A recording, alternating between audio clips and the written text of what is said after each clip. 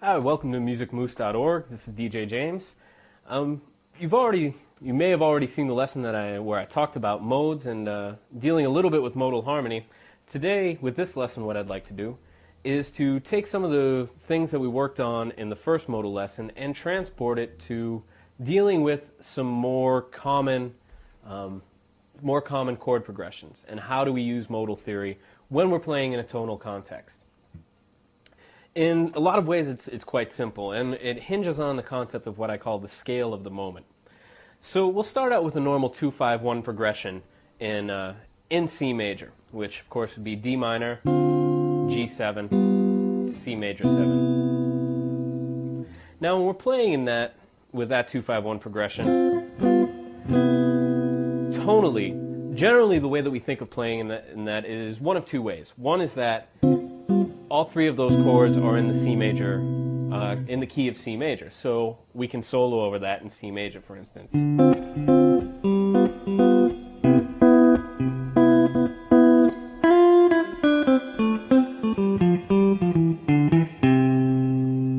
So that would be one way that we could approach playing in that, just thinking of it entirely as in C major. Another way, and probably one that's a little bit more advanced, is dealing with arpeggios, which is usually the way that people first deal with jazz theory. So if we're playing D minor 7, excuse me, we have our arpeggio there. To our G7, or transmogrified, and to C major 7, or any way you want to sort of transpose it, transmogrify it, play it, or whatever inversion. So generally, those two approaches to jazz are the first few that we learn. If you want to take a more modal approach, which in some ways opens up new worlds, opens up ideas and things that you can do when you're playing your solos, the key is through what I already called the scale of the moment. So in that 2-5-1 progression, what we generally have to think of is over each chord, there's a scale happening. And if we think of those scales as related to modes, all of it starts to make sense. And the best way to do it, for instance, in C major, is to deal with what degree each chord is starting on, or what note each chord is starting on. So if we think of D minor 7, we have a few modes that are available to us. The two normal modes that would be available over D minor 7 would be D Dorian or D Aeolian. Now the way that we deal with the scale of the moment, the way that we sort of link our modes together, is to understand the chords that surround each other. So if we're starting with D minor 7, we know that the following chord is going to be G7. Now what are the major notes of the G7 chord? G, B, D, and F. If we now go back to the D minor 7, we're going to use the D minor 7 in some ways to be a precursor, to be an omen as to what's going to happen next. So instead of playing the D Aeolian, which would be D, E, F, G, A, B flat, C, and D, we'll play D Dorian. D, E, F, G, A, B, C, and D. Why would we play D Dorian instead of D Aeolian? Because of the difference between the B flat and the B. If we play Aeolian and play the B flat, well then we're kind of forecasting what might be a G minor chord. Whereas if we play the B, we're forecasting the G7. Now if we were playing the G minor, thinking of a progression that might sound something like, or actually a better progression would be,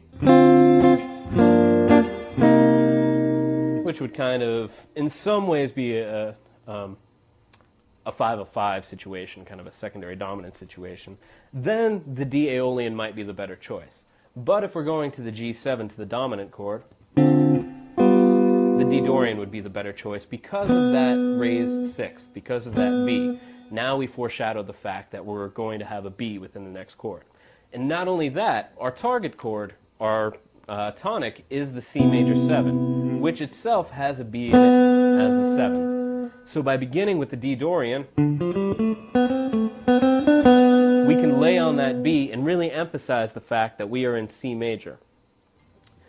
Then moving into the G7, so before I get to that, if we think of the D Dorian, or the D minor 7, then the scale of the moment, the mode of the moment, would be D Dorian. Then we move to the G7. Now we have a few options with the G7 as well. But generally, whenever you get to a dominant chord, the option that you want to use is Mixolydian, which is the mode that's based off of the 5th degree. The reason that we want to use that is because we have our flat 7 in there, our minor 7.